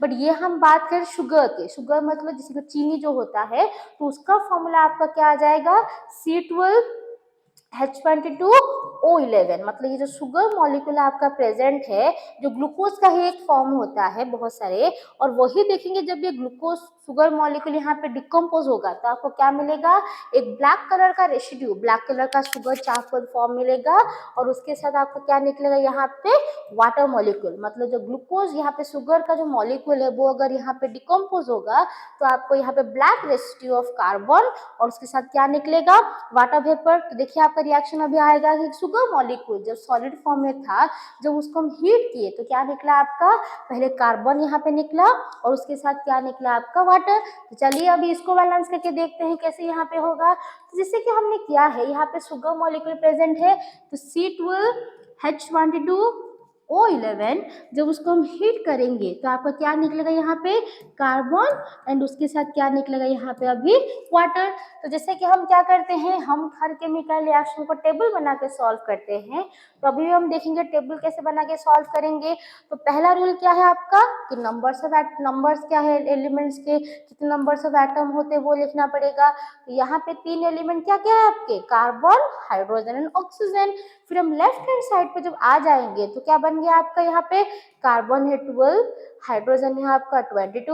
और ऑक्सीजन कितना होते हैं आपका 11, जो आपका लेफ्ट हैंड साइड में आता है। जब राइट हैंड साइड पे जब आएंगे तो हम देखेंगे कार्बन कितना है आपका यहाँ पे 1 है, वाटर कितना है आपका यहाँ पे 2 है और ऑक्सीजन कितना है आपका यहाँ पे, ऑक्सीजन का वैल्यू यहाँ पे कितना आ जाता है आपका यहाँ पे 1 पे यहाँ पे आ जाता है। तो अभी देखिए जैसे कि यहाँ पे तो अभी देखिए जैसे कि यहाँ पे अगर आयरन का यहाँ पे ऐसे अगर फॉर्मेशन यहाँ पे अगर हो जाता है तो हम देखेंगे कि ऑक्सीजन का नंबर यहाँ पे कितना आया आपका, अभी ऑक्सीजन का नंबर यहाँ पे आपका आ गया 1 यहाँ पे प्रेजेंट है। तो बैलेंस करने के टाइम में पता है कि हम हमेशा वैसे वाले नंबर्स को चूज करते हैं जो सबसे ज्यादा नंबर का होगा, और यहाँ पे ज्यादा नंबर का कौन सा है आपका, हाइड्रोजन। तो अभी देखिए यहाँ पे 22 है, अगर मुझे हाइड्रोजन को इस तरफ 22 करना पड़ेगा तो पता है कितना मल्टीप्लाई करेंगे हम, ऑब्वियसली वहाँ पे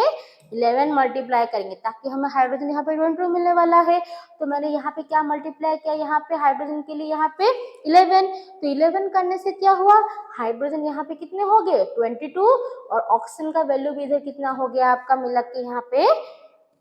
11 आपका रेडी है। तो यहाँ पे हाइड्रोजन बैलेंस है, ऑक्सीजन बैलेंस है, तो बच्चा क्या है यहाँ पे 12, तो पता है 1 के साथ भी कितना मल्टीप्लाई करना पड़ेगा आपको 12, तो 12 मल्टीप्लाई करने से ये आपका बैलेंस इक्वेशन रेडी, कि जहाँ पे शुगर मॉलिक्यूल जब हीट करते हैं तो वहाँ पे 12 एटम्स ऑफ कार्बन और उसके साथ क्या मिलेंगे आपको 11 मॉलिक्यूल ऑफ वाटर यहाँ पे मिलने वाले हैं। तो ये जो रिएक्शन हमने जो किया, जैसे कि यहाँ पे बैलेंस किया हमने क्या कि जब ग्लूकोज मॉलिक्यूल यहाँ पे वो डिकम्पोज होगा तो हमें क्या मिलेगा 12 कार्बन मिलेंगे और उसके साथ साथ 11 मॉलिक्यूल ऑफ वाटर फॉर्मेशन होते हैं। तो ये जितने भी सारे केमिकल रिएक्शन हमने किए जहाँ पे डिकम्पोजिशन कैसे होता है बाय हीटिंग, तो ये सब का मतलब है कि डिकम्पोजिशन का सबसे कॉमन वे होता है जब हम सब्सटेंस को जलाते हैं, बर्न करते हैं, तो वो अपना कैरेक्टरिस्टिक चेंज करके न्यू सब्सटेंस वहाँ पे फॉर्मेशन करेंगे। तो यहाँ पे आपका आ गया कि यहाँ पे जो कार्बन मॉलिक्यूल था वाटर निकला, देखिएगा यहाँ पे जी लिखा गया है। तो कहीं कहीं पे केमिकल रिएक्शन पे आप देखिएगा कि जहाँ पे गैस निकलेंगे वहाँ पे से अपवर्ड एरो भी देते हैं, तो लिखा गया है कि the upward arrow indicate the evolution of gas, कि ये केमिकल रिएक्शन के टाइम हीट प्रोडक्शन हुआ बोल के, गैसेस फॉर्म में निकला बोल के ये हमें बता रहा है। तो ये जो हम जितने भी सारे पे एग्जांपल किए, माने वो लीड नाइट्रेट हो, फेरस सल्फेट हो या फिर आपका शुगर मॉलिक्यूल हो, वो सबका डिकम्पोजिशन हुआ, जिसका समेशन अगर देखेंगे तो हम कंक्लूड कर सकते हैं, फाइनली ये बता सकते हैं कि जो decomposition reaction carried out by heating is called thermal decomposition, जिसके हमने कितने एग्जांपल देखे कि पहला है आपका हीटिंग ऑफ कैल्शियम कार्बोनेट हुआ, सेकेंड आपका हुआ फेरस सल्फेट डिकम्पोज हुआ, थर्ड हम देखिए कौन सा आपका लीड नाइट्रेट डिकम्पोज हुआ, एंड लास्ट वाला आपका कौन सा है शुगर। तो ये चारों के चारों जो हमने डिकम्पोजिशन रिएक्शन किए, ये सबका मतलब बस क्या था, एक सिंगल रिएक्टेंट वहां पे था रिएक्टेंट साइड पे, और वहां पे ब्रेक होके वो क्या कर रहा है वहां पे 2 और मोर नंबर ऑफ सब्सटेंस प्रोडक्ट की तरफ फॉर्मेशन कर रहा है, जो आपका किसका एग्जांपल होता है डिकम्पोजिशन। और बिकॉज वो सभी में हमने हीट किया है तो वो इक्वेशन को हम क्या बोल सकते हैं यहाँ पे थर्मल डिकम्पोजिशन।